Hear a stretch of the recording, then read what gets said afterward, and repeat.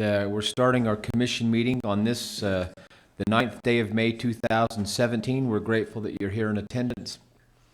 We welcome you. Thank you for your caring enough to be here. Our invocation this morning will be a moment of silence. And so what we'd like to do is have that moment of silence now.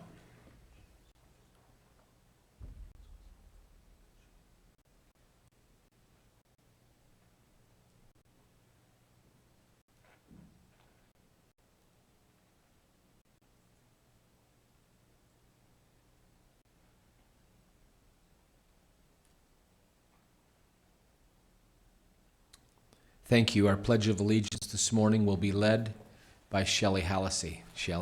Please rise and join me in the pledge. I pledge allegiance to the flag of the United States of America and to the republic for which it stands, one nation under God, indivisible, with liberty and justice for all.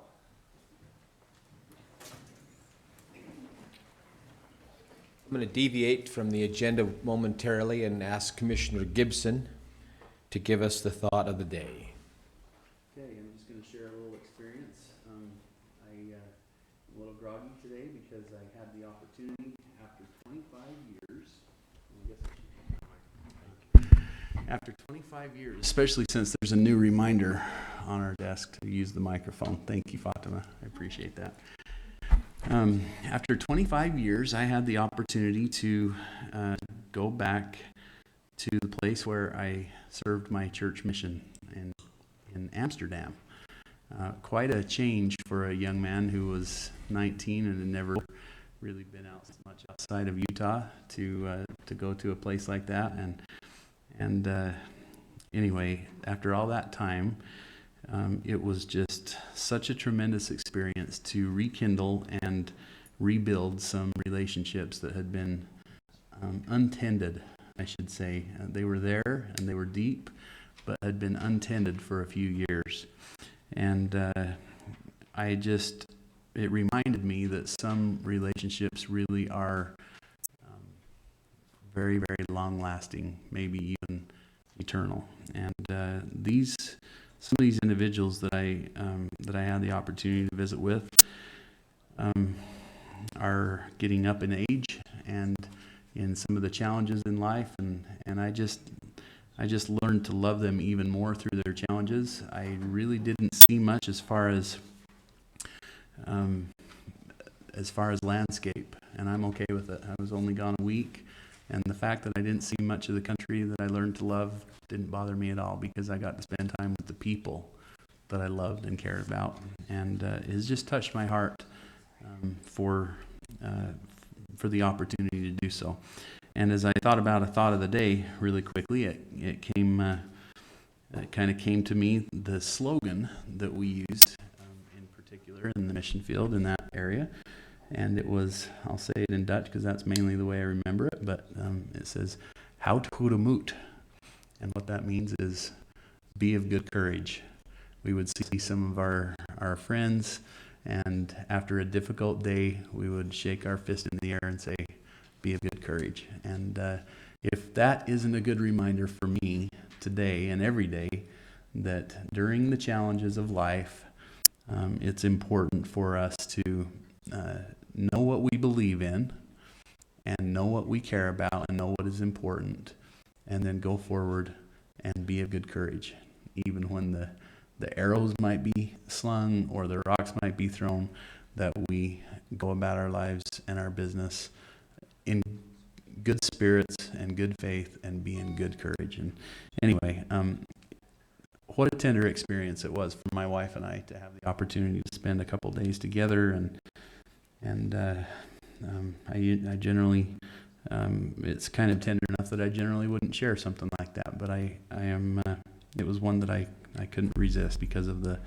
enjoyment that I received from those continued relationships. So anyway, be of good courage. Houd goede moed. And if you'd like to hear any more funny words in Dutch, I can share those with you later. That we might just like, but not at this time would be probably correct. Okay, sounds good. That's good. Thank you very much. We'll move on then on our agenda to item E, like Echo. For a matter of information, would like to pull item number 9 from the consent agenda. And there'll be another item that we'd like to pull in the public hearings. And I'm going to do that now. I don't know if that's, if I can, but it would be public hearing item number 2 dot or 2.5 ZTA 2017-05. We'll just pull those two items off the agenda and we'll schedule those for another time. Moving back to... Or maybe not. Well, okay. Moving back to the consent items, item number 1, and please, those of you who are present, forgive me for going through this, but as a matter of record, we'll do this so that we're more formal. Item number 1 is a request for approval to ratify warrants number 416456 to 416675 and 1064-1070 in the amount of $1,351,515.88 for the date of May 2nd, 2017. Item number 2 under consent, request for approval warrants number 416676 to 416853 and number 1071 to 1073 in the amount of $2,099,768.24 for the date of May 9th, 2017. Item 3, request for approval of purchase orders in the amount of $335,985.32. Request from the Weber County Roads Department for approval to surplus a model year 2000 Caterpillar AP 1055B Bravo and an asphalt roller. I wanted to make sure that I pronounced that clearly and with good diction. Item number 5, request for from the Weber County Human Services Department for approval to surplus an office chair. Item 6, request from the Weber County Golden Spike Event Center for approval to surplus a camera and its equipment. Item 7, request from Weber County Treasurer's Office for approval to surplus a make Brother fax machine model 2820. Item number 8, request for approval of a new business licenses. Item number 10, request to set the date of May 30th, 2017 at 10 a.m. for a public hearing to discuss and take public comment on the proposal to annex various unincorporated islands into adjacent cities. Item number 11, request for consideration and action on an administrative application regarding the amendment to the Farm Stay and Development Agreement as part of an approved conditional use permit for an agritourism operation identified as the Dancing Moose Farms Art and Ecological Center. Item 12, consideration and action on a request to amend and renew expired Wolf Creek zoning development agreements previously approved and would affect the Ridge Townhomes development parcel. The request is that Weber County considers renewing the agreement and extends the project completion date, which was 5 years, to the last day of February 2022 for the Ridge Townhomes development only.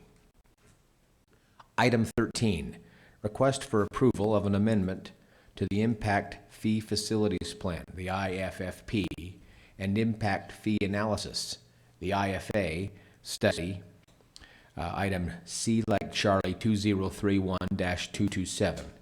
There has been some additional services needed to complete the study. Item 14, consideration and action on a request for final approval of the Faveros Legacy Cluster Subdivision Phase 1 with a financial guarantee of $27,471.70. Item number 15, request for approval of training reimbursement contracts by and between Weber County and the following: Matthew Webster II, Colby Kirk, Carly Drake, Jacob Everett, Christy Rowley. Mr. Hatch.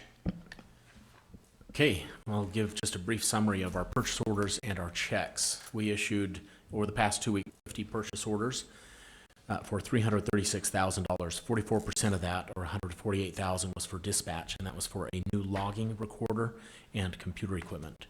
23%, or $77,000, was for road supplies. 11%, or $37,000, was for supplies for janitorial, landscape, and other materials for the library. 10%, or $34,000, was for our health department for vaccines and clinic supplies. We had 2 check runs since the last commission meeting. The first check run, we had 227 checks for $1.4 million. Over half of that, or $763,000, was medical and dental insurance for county employees.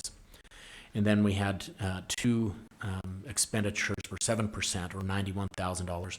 One was for the roads department, and that was for repairs to 4,000 North, as well as road supplies. And then one was for retiree insurance premiums.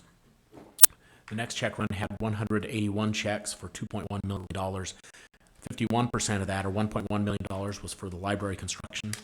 27% of that, or $565,000, was a payment made on behalf of the 911 dispatch, and that was for construction of their new location. And then 5%, or $112,000, went towards financial software maintenance and actuarial services that are required every 2 years. Thank you, Mr. Hatch. Are there any questions, Commissioner? No. So with that, I will make a motion to approve the consent items as read with the, as read, and reminding of the exception that we have pulled item number 9 on the consent items. Motion has been made, and I will second that motion. Any discussion? Those in favor? Aye. Aye. Motion passes. Can I take a point of personal privilege, Mr. Chair? Personal Good question. privilege granted. Charlie, do you happen to have with you, I think you're the only one from planning today, we've got some folks at the American Planning Association meetings. Do you happen to have a Mylar for the Favero Legacy Cluster ready for signature today? You do? Okay. Because I think I just saw Mr. Favero in the audience, and that's one of those simple ones that I think could have been administratively approved if it was a few $1,000s less on the amount of the bond. And so anyway, if it's here, that might make a difference of whether or not you stay for the meeting. If it wasn't here, I was gonna let you maybe do something a little more productive today, but since it's been approved, after the meeting, We Commissioner should only Harvey be will another sign it. 5 or 6 hours. And there's a vending machine on the first floor. Yeah. We'll move through this pretty quick. Okay, that was it. Thank you. Thank you. We'll then move on to item F on our agenda, action items. This is a request for approval for ratification of standard form of agreement between Weber County Library and R&O Construction for the North Branch Library, the Association of Architect document A101, including general conditions of the contract for construction. The presenter, Linda Wangsgard. Thank you, Linda. Go ahead. Good morning. Good morning. Linda. Commissioners, I'm pleased to be presenting the final of our construction contract to complete the 5-year library capital improvement plan this morning. The contract has been reviewed by Brian Barron, the Library Board's legal counsel with the County Attorney's Office, approved by the Library Board, and of course is being forwarded to you today for your consideration for ratification. The contract is the result of a highly competitive process that garnered outstanding responses from qualified general contractors.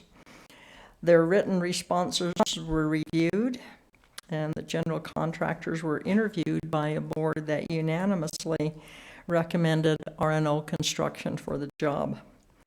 R&O submitted the lowest bid and earned the highest number of interview points. The total contract amount is $4,369,860. The total number of days to complete construction is 253, which equates to 36 weeks from commencement. We intend to forward a notice to proceed as soon as the contract is ratified. This fast-track schedule cuts the time allowed for construction, which was originally estimated at 52 weeks, so it cuts that time by almost a third. There is a $2,000 a day penalty for each day that the project is delayed beyond the 253 days. And of course, our goal is to get the building open and restore public service as quickly as possible.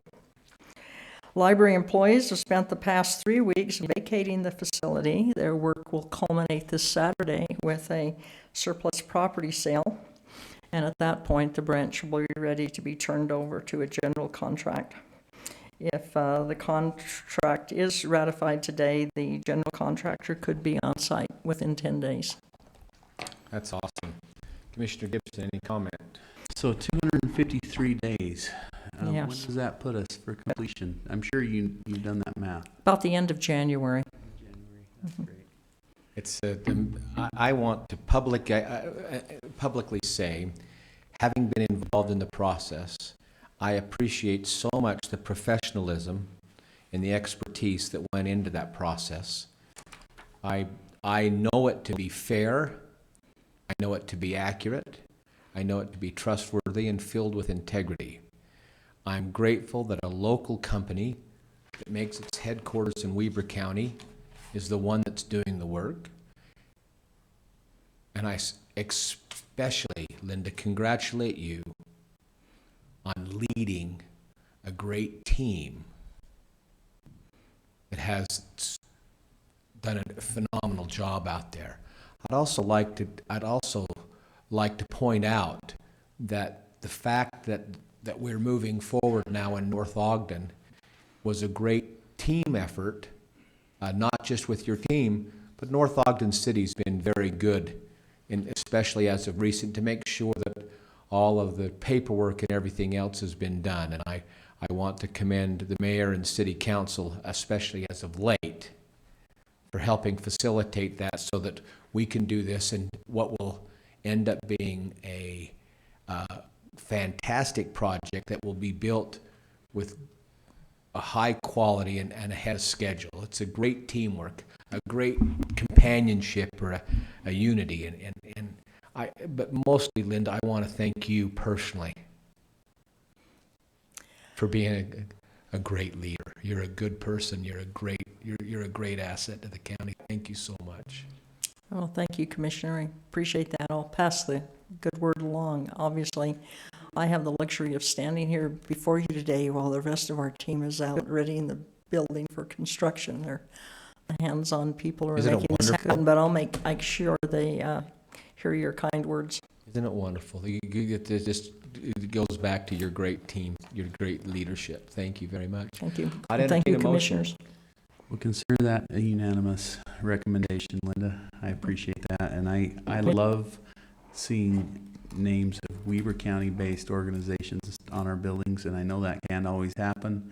I know that's hard sometimes, but we always need to remember that we are building a community here, not just buildings here and there, but we're building a community. And when we have an opportunity to do business with a local company that kind of has that multiplier effect right back into our community, from people who live here and pay property taxes here and spend their money here, pay sales tax and feed their families, and it means a lot to me. And I think it says a lot for our local companies when they can walk into a process that you just described and do well enough to be at the top of their game. And I think we just have some of the great ones here. We're working with a couple of good local companies on both of our library projects. Absolutely. And I'm just really, really thankful that we have the Wadmans and the RNOs and some of the others who really do such a tremendous job at this kind of stuff. So, and are very philanthropic in our community. So add my comments to those of Commissioner Harvey and consider them unanimous, and thank you for your support, for your work on this. Appreciate it. I'll make a motion then that we approve the ratification of the standard form of agreement between Weber County and Arnold Construction for the North Branch Library. And I will second that motion as stated. Any other discussion? Nope. Those in favor? Aye. Aye. It passes. Thank you, Linda. Thank you, Commissioners. Take care. Item number 2, Mr. Olson, request for approval of a contract by and between Weber County and Marty Mobley for the Weber County Livestock Show to be held at the Golden Spike Event Center, May 19th and 20th, 2017. Mr. Duncan Olson. Morning, Commissioners. Morning. Morning. So this contract is between us and Marty Mobley for the Weber County Livestock Show. It's a sponsorship in return for the use of our buildings at a discounted rate.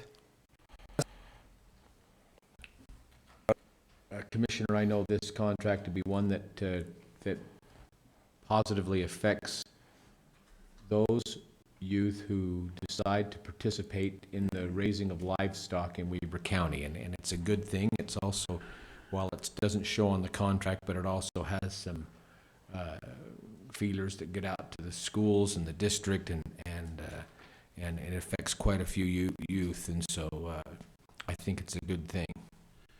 I agree with that. I will just say that this is not unique. Some of a lot of counties, I was noticing, Morgan County, for instance, has their own county livestock show, and they actually make it a requirement to participate in the county livestock show before they can participate in the fair. So I'm not saying that we should do that. I'm just saying that I think it's good to have an opportunity for individuals locally to get ready with their animals and their kids and come in here and get in the show ring, get prepared for that great experience. And the good, even better part, well, not even better, another positive thing is that it draws quite a few people from out of town. It draws a lot of folks from out of town who are going to come and participate. This is quite a thing, just like everybody has their thing, and some of these kids will follow the show circuit all over the state and all over the country, and so it's good to see those trailers pull in that need a hotel room and a place to eat and get something that really benefits kids. Remember, I've said this before, but it's way cheaper than therapy. So let's make sure we take care of these kids because it's definitely worth it. Another great program. So with that, then, the Commissioner, I'd entertain a motion. I'll make a motion that we approve the contract between Weber County and Marty Mobley. I will second that. Any other discussion? Call for the vote. Aye. Aye. Thank you. That Thank you. motion, that passes. Thank you, Mr. Olson. Item number 4, request for approval of an interlocal agreement by and between Weber County and the Ogden City for use of the Weber County Tactical Training Center. You skipped Kevin. But I did because there's a difference between item 3 and 4, and I read the wrong one. So let me go back to item 3. Can you go to that pose again, that halfway pose? Request for approval of an interlocal agreement by and between Weber County and the state of Utah for a DFCM project, Juvenile Justice Services, Weber Valley Multi-Use Youth Center Road, to be constructed. Mr. McLeod. Thank you, Commissioner. It's good to be here. This is an agreement to use Layton Construction, who is the contractor that the state has hired through their bid process to construct the facility. So for timing and scheduling and all of those kinds of things, we felt it was the best idea, rather than to go out with a separate bid process for the road, that we make it all a combined construction project, and the county will reimburse DFCM for the costs that we're responsible for in the road construction. Would you just please describe the acronym DFCM for the record? Division of Facilities and Construction Management. I had a different one in mind, but That's why I spoke first, because yeah. So it's a state construction management entity. In your opinion, is this the best and most efficient way for us to do county business? Yes, in this situation, I think that the confusion and just confusion with scheduling and the operation and the smoothness of getting this project done would be interrupted if we had two separate contractors competing. If that's the way it ended up, if we went out with the bid, it would take a lot of time, a lot of extra money, and more than likely we'd end up with the same contractor. Very good. Any other questions? Yeah, I have a question. So Kevin, you talked about a letter as well as the contract. I'll see a letter on the contract. Is that a separate thing? It is. The letter is a separate, and I had that reviewed by Dave Wilson and Chris Crockett for completeness and accuracy. And what that letter simply does is it gives. It was a request from the director of DFCM, Jim Russell, to ensure or simply state that the county has and will have the funding to cover the costs associated with this project. So, I can vote for this agreement without voting for that letter.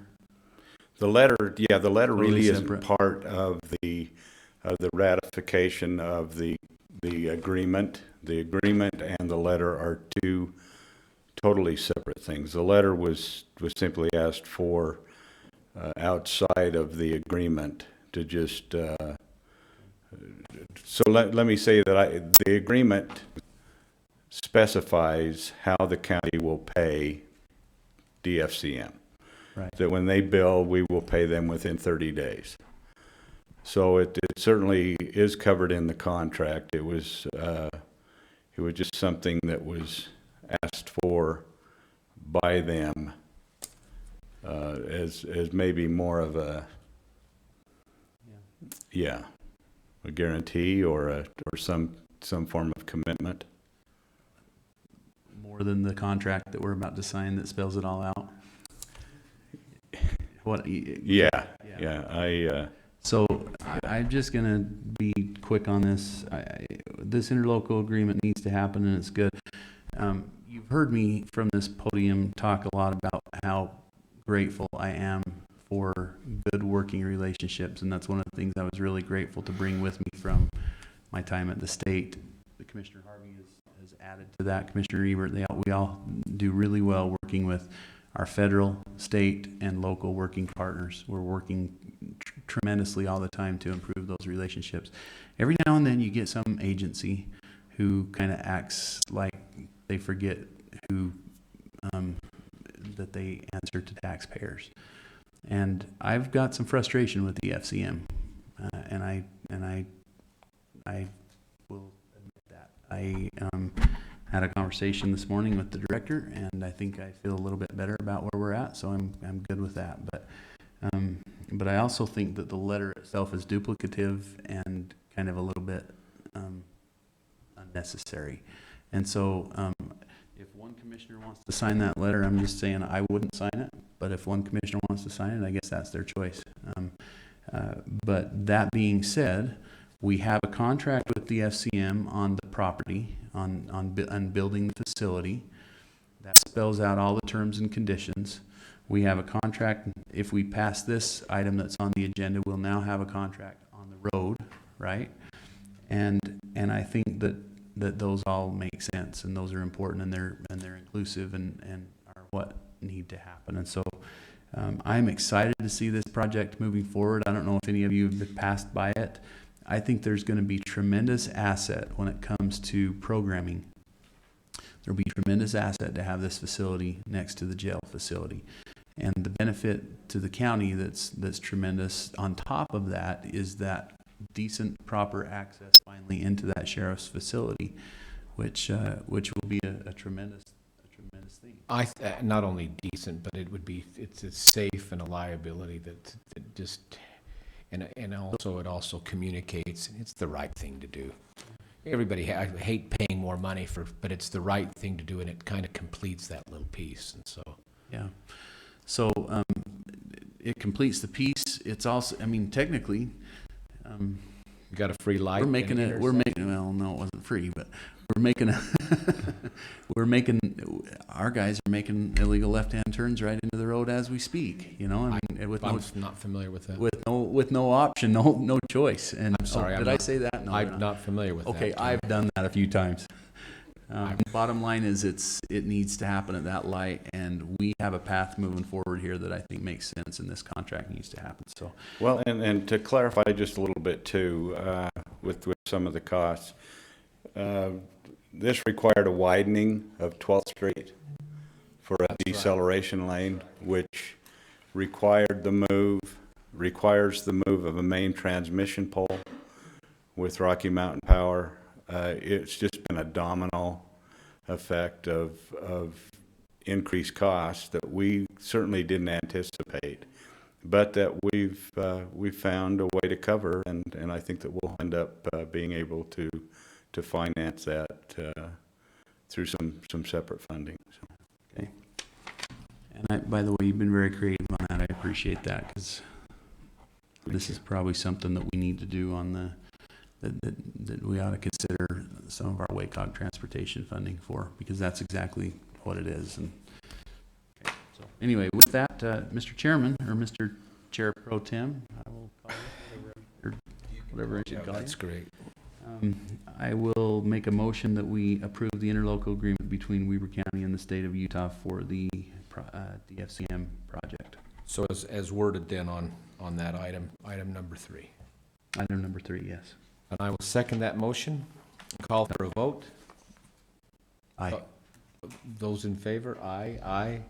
It passes. Thank you, Mr. McLeod. Thank you. Appreciate you. Now, item number 4, inasmuch as Mr. Jones isn't present, and I'll read that one last time quickly, request for approval of an interlocal agreement by and between Weber County and Ogden City for use as the Weber County Tactical Training Center. Is there any discussion on that? No, I can present it if he's not here. Would you please? This is just one of those, we have several contracts with law enforcement agencies that are negotiated on a yearly, sometimes yearly, sometimes multi-year basis for training in that facility, and this is the one that we see fairly frequently with Ogden City. I'll be honest, I'm grateful that they see a value in that facility. I think that explains one of the reasons why it was important for us to keep that in this, in the hands of the county, and the opportunity to have good training for those law enforcement officers. Some of the difficult things they go through, they have to train for and be prepared for, are absolutely amazing. So I think it's a benefit to both Weber County and to Ogden City, as well as all the others that we contract with. So I'll make a motion that we approve the contract between Weber County and Ogden City for the use of the training center. Thank you, Commissioner. I'll second that with the note that those involved in this from both the Ogden City side and the Weber County side have all signed off on it. This is just a matter of formality, and it shows another item where we're working together with Ogden City for the greater good of all taxpayers. So if there's no more discussion, take a vote. Those in favor? Aye. Aye. The motion carries. Thank you. That completes item number 4. Moving to item number 5. Request for approval of a lease agreement by and between Weber County and CLAS Ropes for the lease of the ropes course at North Fork Park. Mr. Ferrario. Thank you, gentlemen. You do know if we let him come up now, he'll leave right after this agenda item. He's a very efficient guy. Busy. So this is agreement, it's a yearly agreement. Do you guys have a copy of the dates that are already booked? We do. Okay. So as you know, we have a ropes course in North Fork Park. There's tremendous liability and training that's involved in that. So we have come to a working agreement and a lease agreement with CLAS to put on the classes up there, and they pay us per week for usage of this facility. So this would just cover this season. Okay. Terrific. Are there any questions, Commissioner? No. I'll make a motion that we approve the contract. And I will second that motion. Those in favor? Aye. Aye.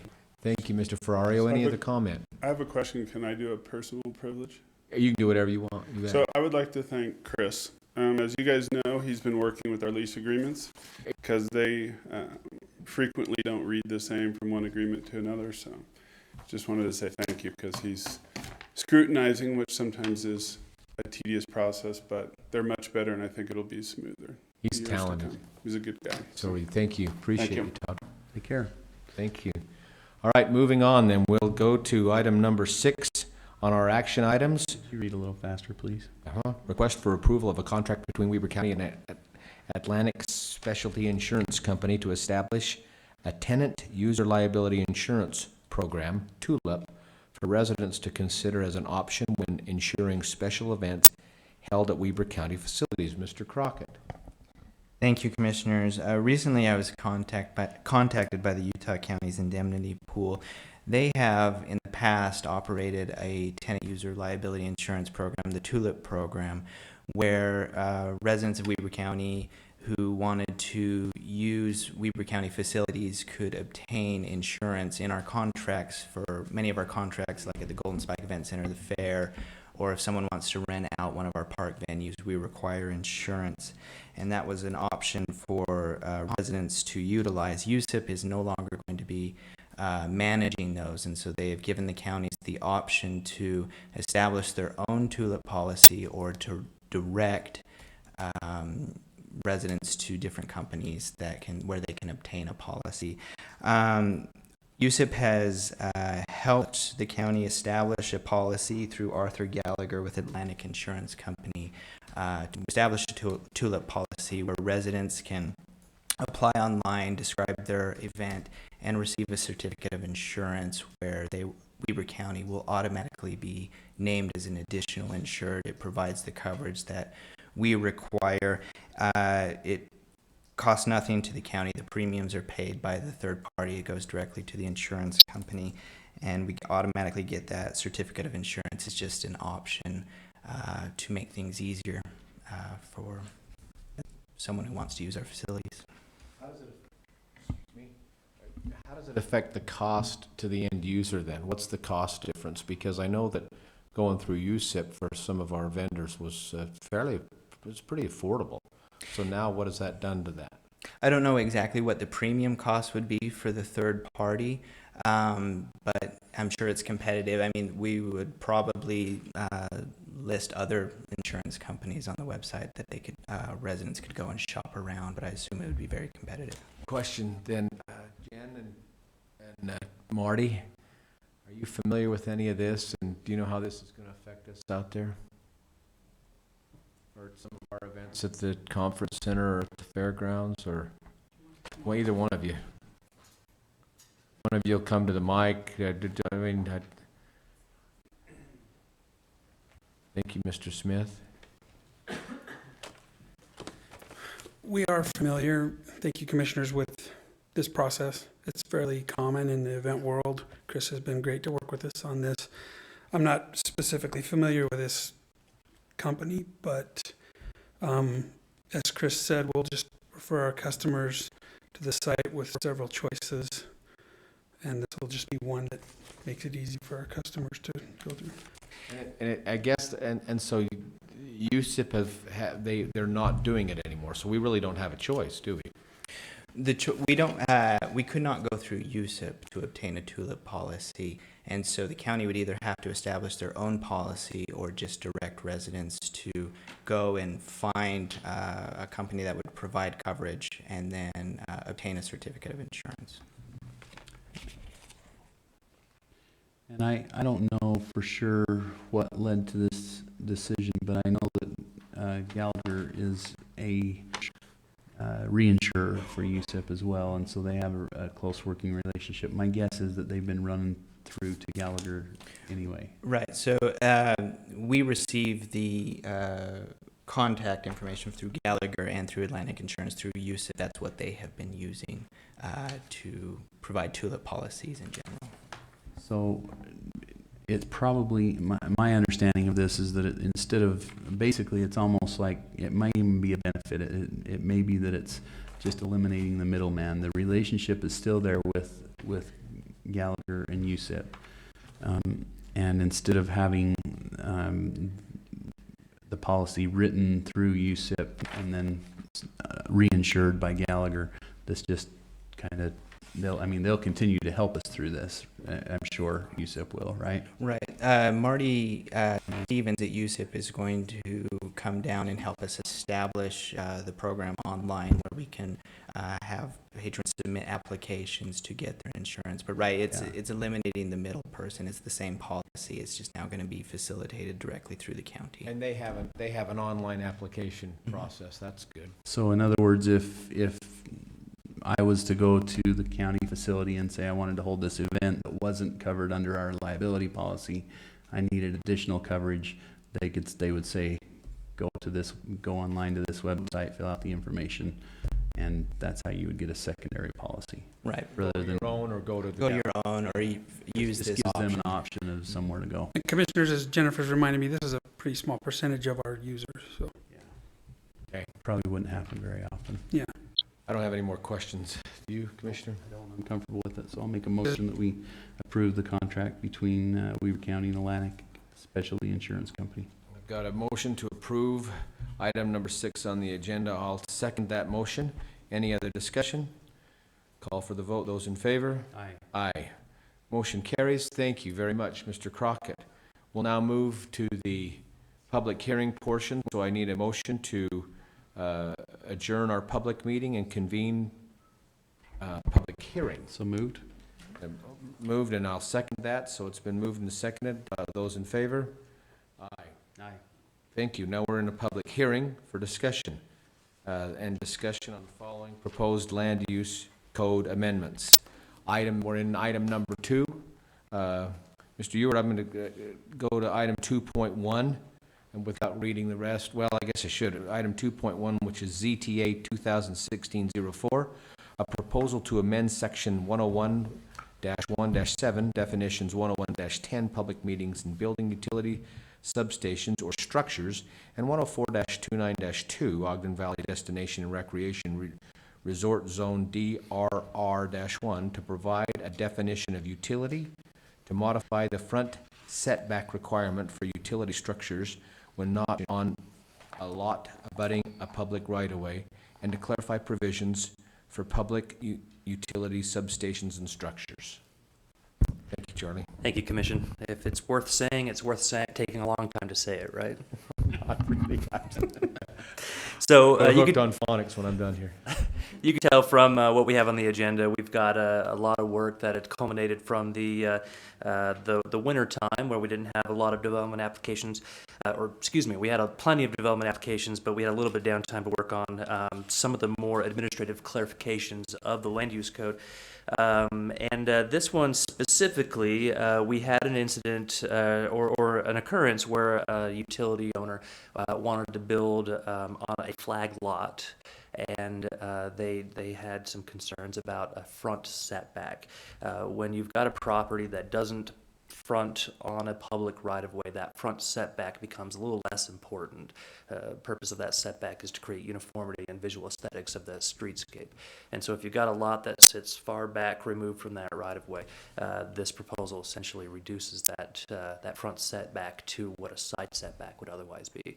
We also got into this code and found it wanting for a little clarification, and to reduce some of the conflicts of administering the code in the future, we added a little bit of meat to the intent of the code without trying to change what it says. Any questions about this Oh, one? that's great. Great. Fatima, are these all going to be separate ordinance numbers? I think it's just one, right? I had intended on them being separate ordinance numbers. You'll find 8 different ordinances in the Okay, packet. great.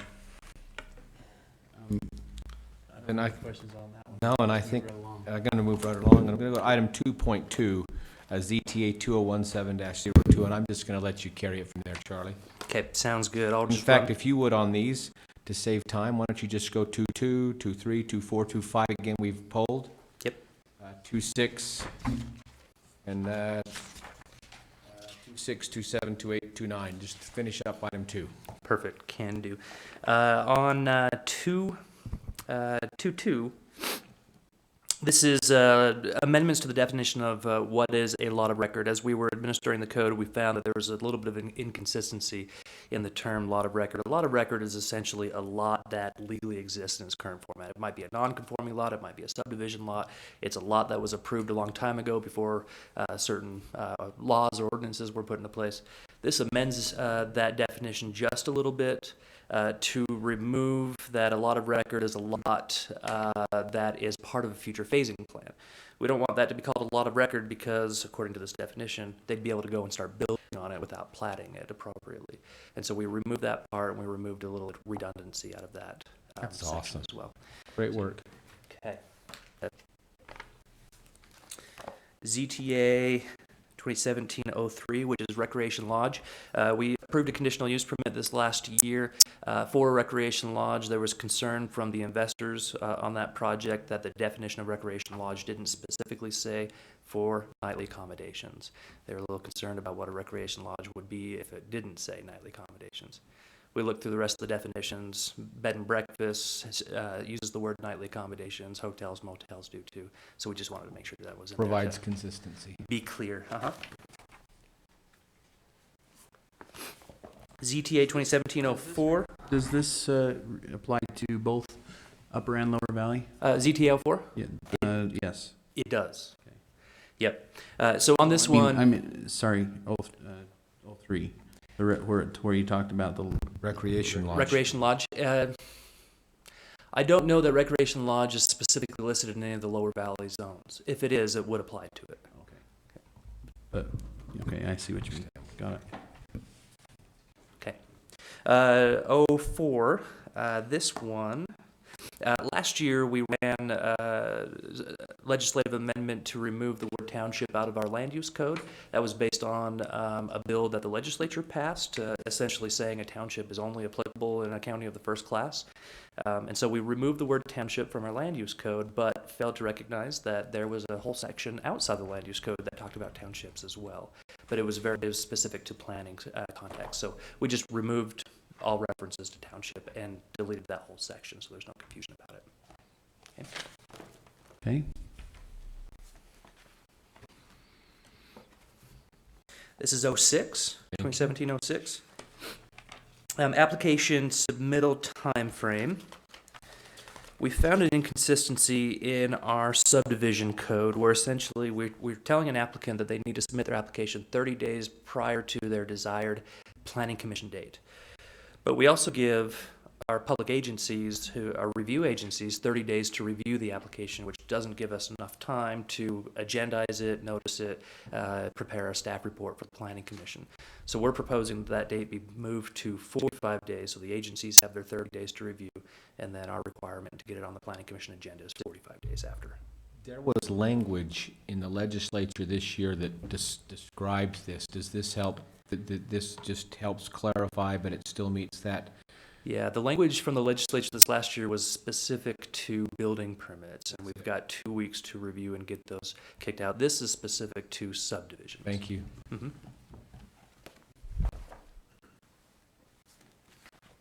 Moving on to 1707, restricted lot text amendment.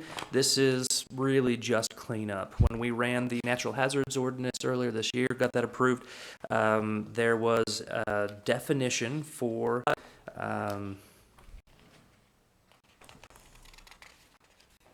a restricted lot that would have qualified if a lot wound up in a natural hazard area, a study area, it would be defined as a restricted lot.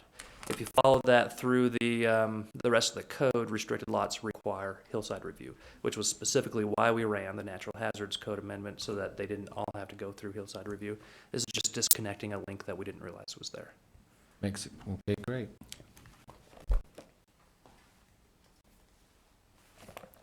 This one, a long time in the making. This is 2015-02.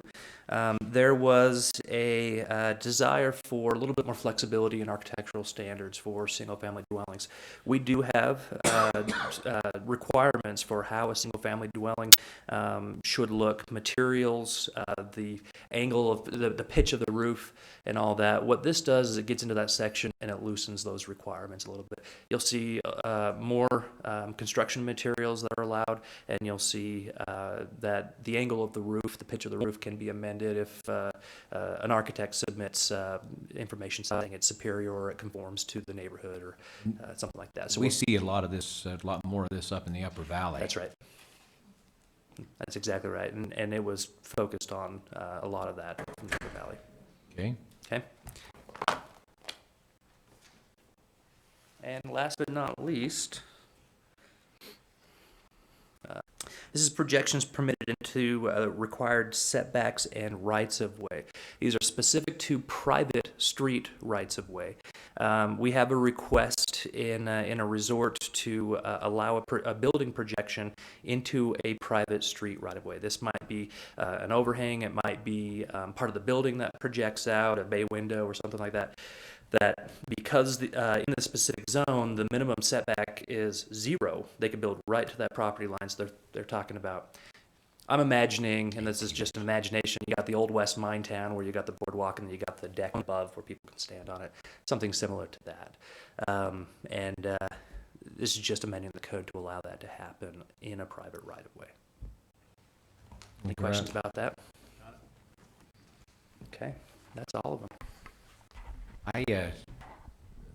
Any questions or comments, Commissioner? Charlie, thanks for caring enough about what you're doing there to clean things up and to make things more efficient for us. Happy to do Appreciate so. it. Thank you.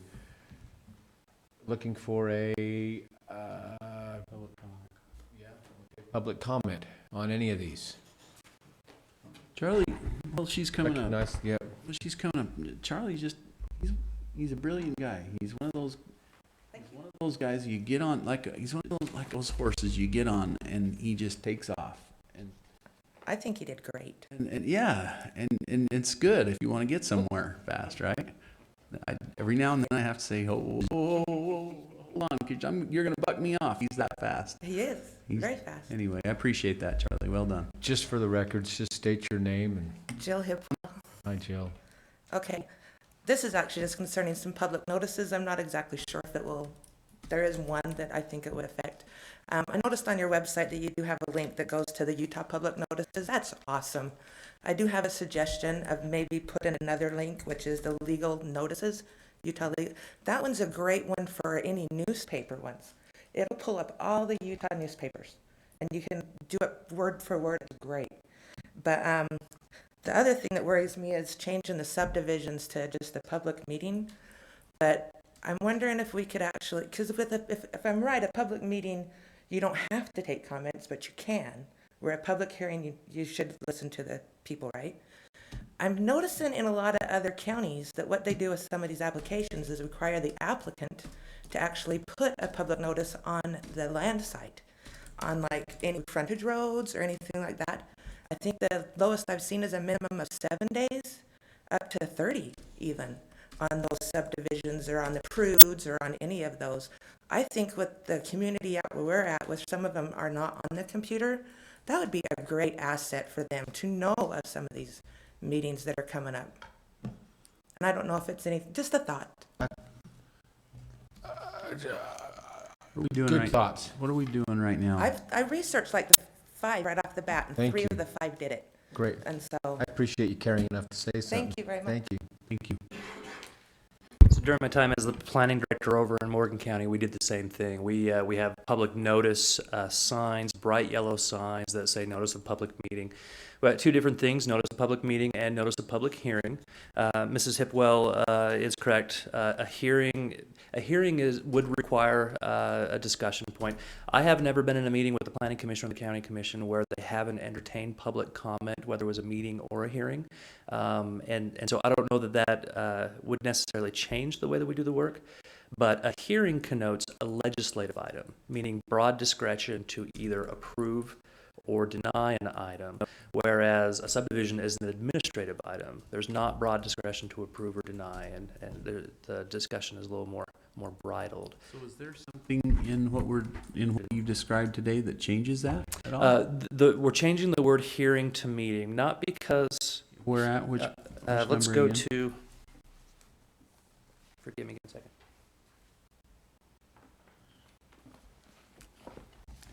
I see 2.6. There you go.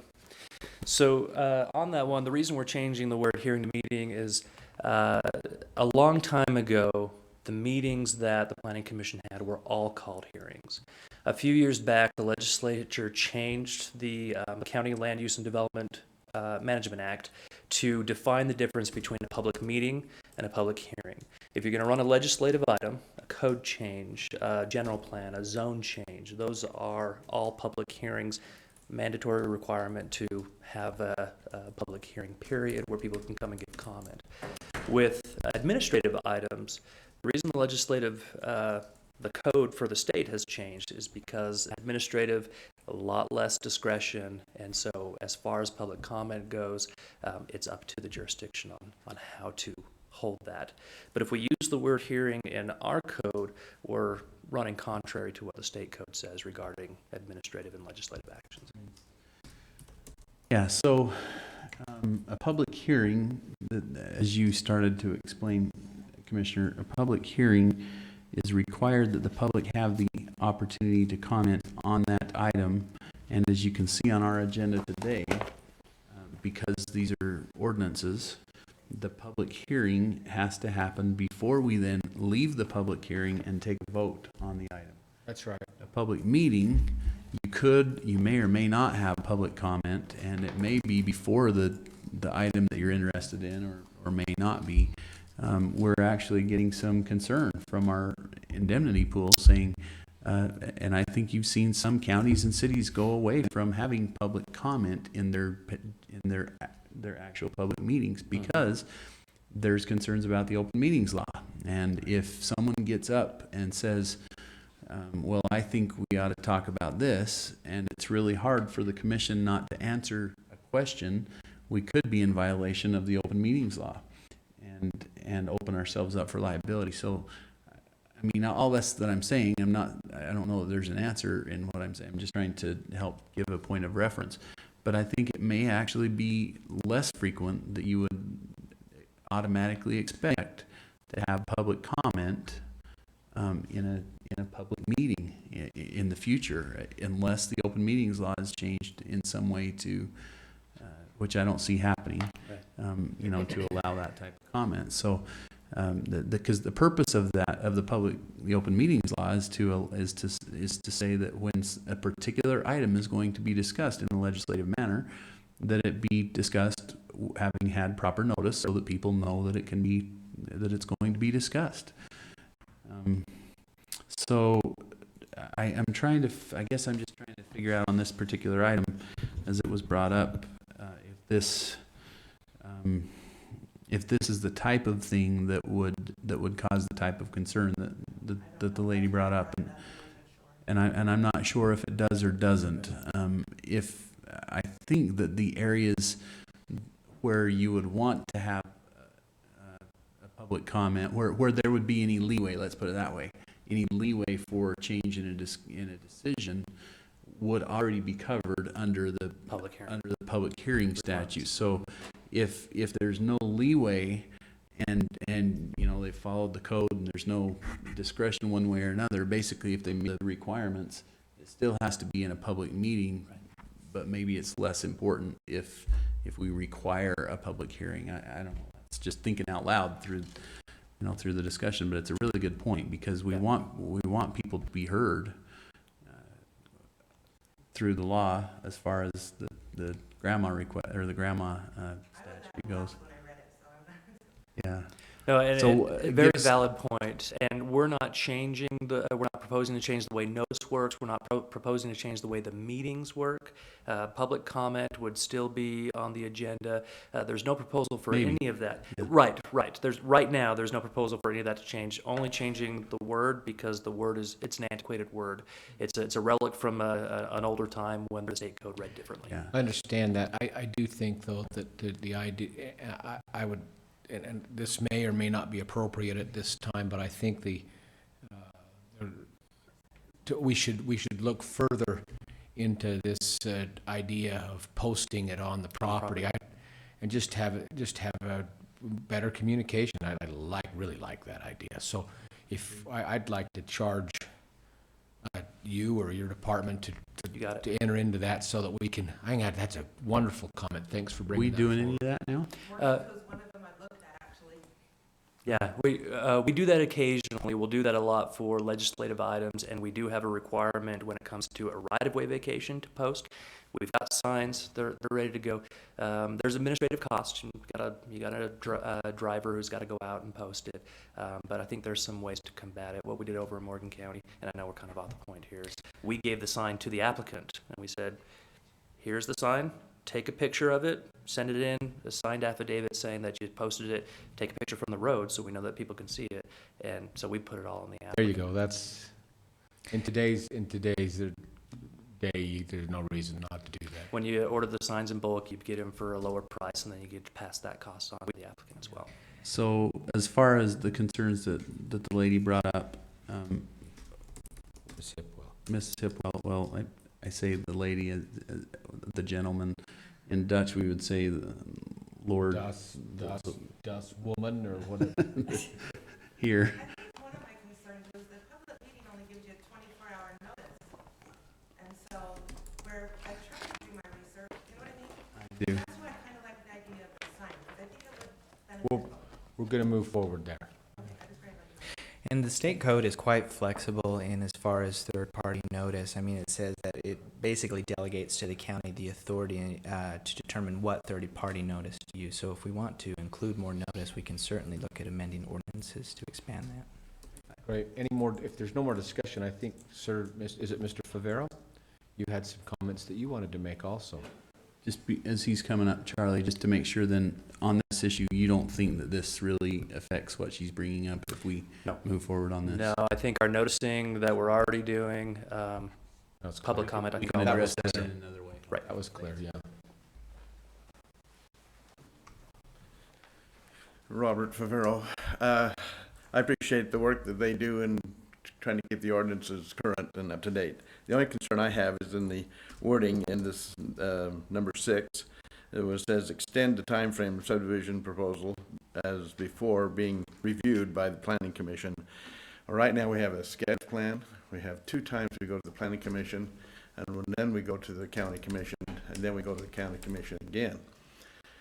That extends it a long, long time. By the time you get through all of those meetings, you know, adding another 45 days or another 15 days to that is you know, a long period of time to get something approved, finally get it approved. And so I'm just concerned about the length of time. Yeah, adding more time to it doesn't help. You know, it really needs to be, if anything, it ought to go the other direction. It ought to take less time to get things approved instead of more time to get things through the process.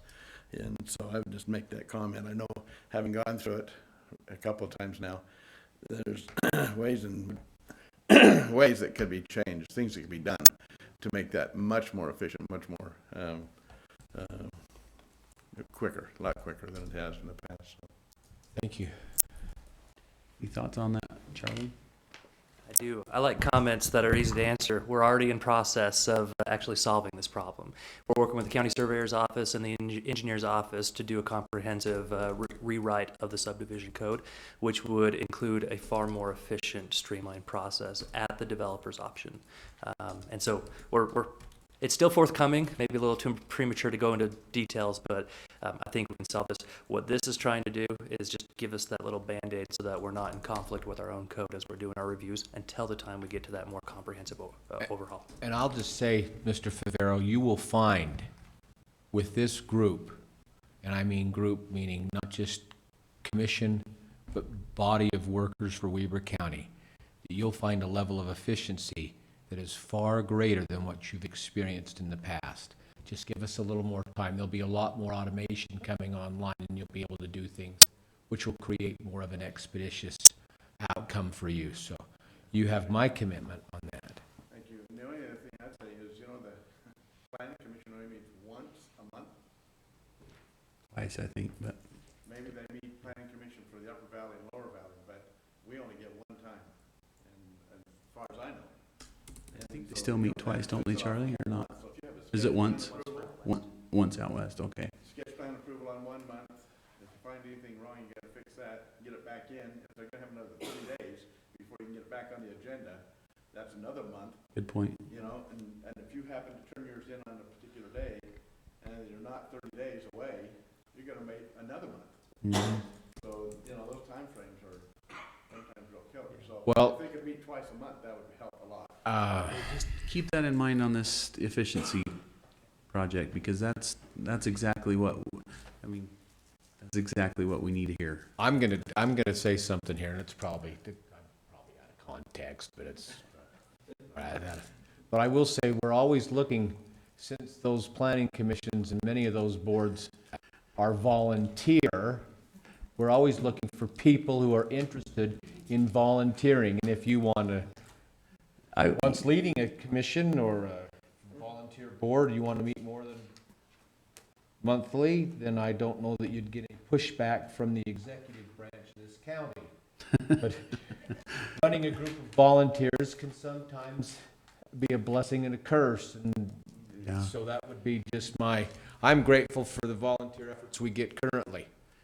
But I think if we ask them to do, just having run volunteer organizations, we just need to be careful. Well, I wasn't thinking about it in that perspective, but I will admit, when he was talking, I had myself thinking, man, he'd be a great planning commissioner. So anyway, just a thought. There are positions coming available just for public, because this is public comment, that, yeah. But you realize I don't live in this county, right? That's a problem. There are homes for sale, though, and that's an option for you. All right. Yeah, we need to fix that if that's. The county, the planning commission did meet specially for me one time, and I really appreciated it. Well, isn't that wonderful? And they were great, and they got together, and the planning staff helped facilitate that, and I really, really appreciated them doing that. Thank you. Great. We'll pass that on. Hearing any more public comment? None being seen or recognized, then we'll move on to item number 4, request for approval to adjourn public hearing and to reconvene public meeting. So moved. Second, vote. That's going to be a roll call, right? Is that a roll call, Fatima? To get out of the meeting. Yeah, no, so Aye. aye, that's unanimous. We're now back into a public hearing. So public comments, any? No. Well, It's item number H. you're right. You're right. And we'll, So the action on the public hearings, That'll come up here in a second. It looks Okay. like, oh, no. Right. Sorry, you've gone backwards. That's what, public comment for the meeting will be after action. request for approval, okay, I'm just following the agenda. Yeah, but there's two public comment. The public comment that you're looking at, I think, is the one that we just had as part of the public hearing. I just called for item number H, public comments. First, we need to take action on the public hearings item. That's right, action on public hearings. Thank you very much. Item number 5. Item number 5, we need to take action on those things read by Charlie. So Fatima, you want these on, I guess now? for separate Ordinances. there are 8, so it would be ordinance number 11 through 18. So 11 would be tied to item 2-1, 2.1, 2.1, 12 to item 2.2, 13 to item 2.3, 14 to item 2.4, 15 to item 2.6, 16 to item 2.7, 17 to item 2.8, and 18 to item 2.9. Is that correct? Okay, so I'll make the motion that we approve ordinances number 11 through number 18 as outlined. And I will second that motion. Any more question or That comment? is a roll call. Roll call vote. Commissioner Gibson Aye. and Commissioner Harvey. Aye. The motion passes. Thank you. Now we're on to item number H on the agenda. Any more public comment?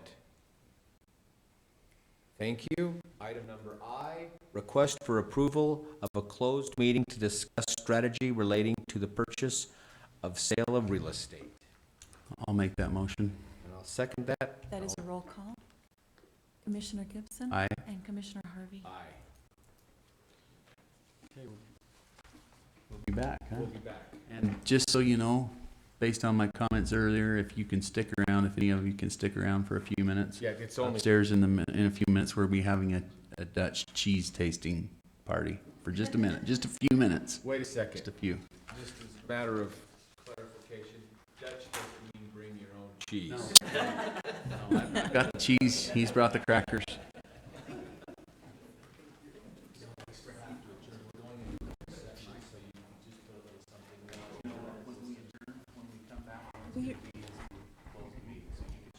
You can, yeah.